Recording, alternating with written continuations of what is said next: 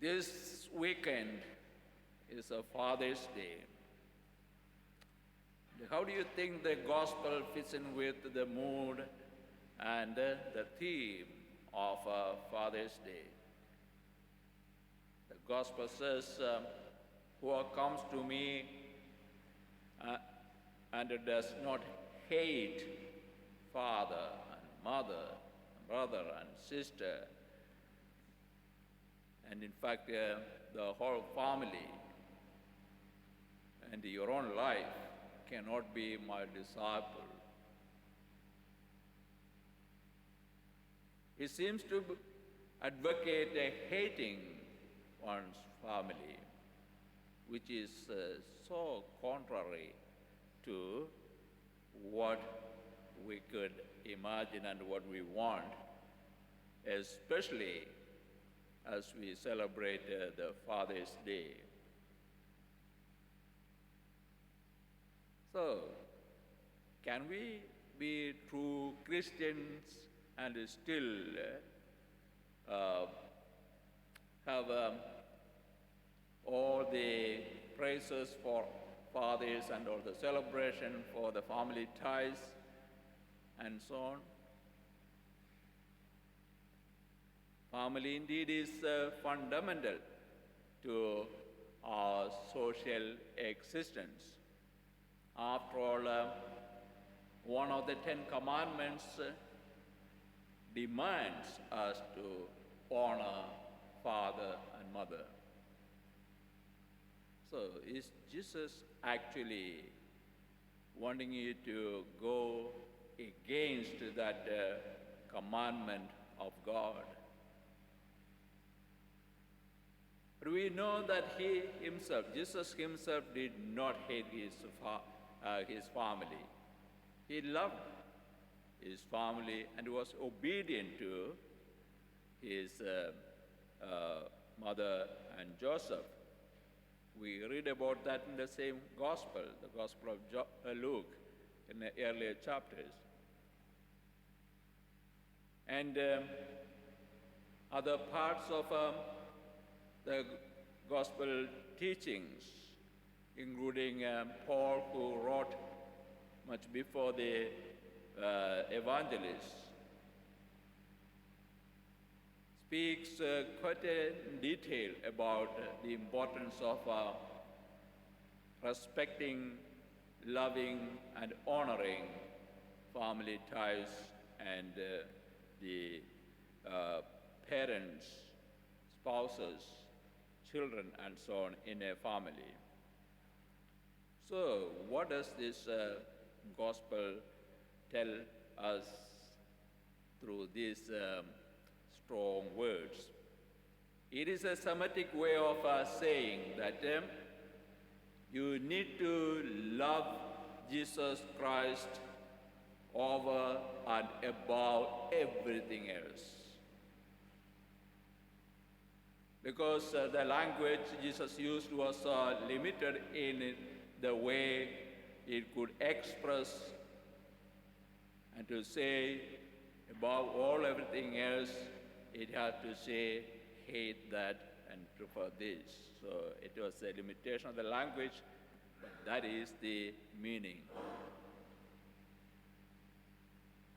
And nothing else should come between the love of Jesus Christ and us. An analogy would be like this. It's like a couple who are in deep love with each other. They don't want anyone else, including families who otherwise are dear to them, to come in the way of their love. Not because they hate their own families, not because they don't love their families, not because they don't respect their families, but they got primacy for their love to their spouse. Similarly, we too need to have a personal relationship with Jesus Christ, which should take primacy over all other concerns in our life. Once again, going back to that imagery, the spouses make a lot of self-sacrifices for the sake of their common good. Sacrifices are not easy. It can be irksome.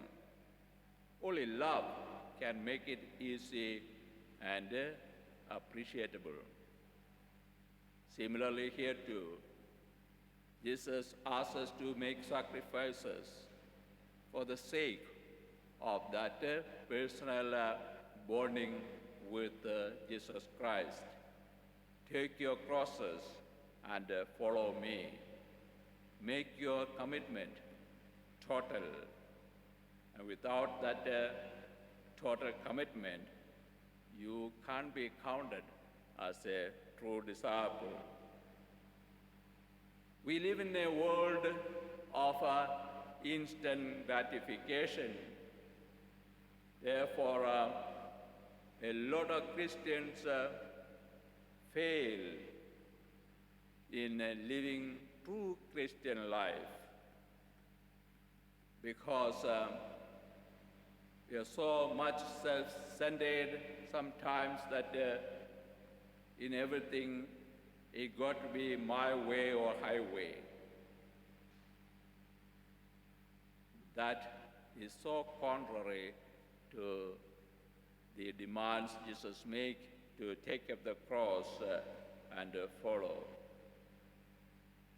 The lack of ability to make sacrifices for the common good is having its toll on family relations and many other aspects of our living, starting from families.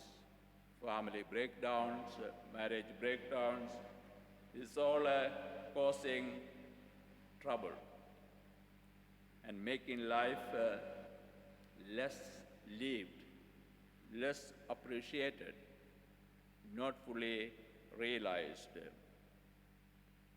Committed lives make a real heaven on earth.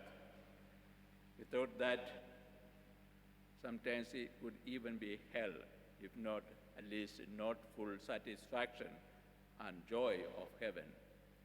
Committed lives make heaven not only here on earth, but hereafter as well. And that's the promise we have, and that's the joy we have in our faith life. Therefore, let us not be halfway Christians. Let us be fully committed to take up our crosses and follow Jesus and make a life that is truly a witness to Jesus Christ. In doing so, the world is encouraged by your faith life, and it is so much needed now. God bless you.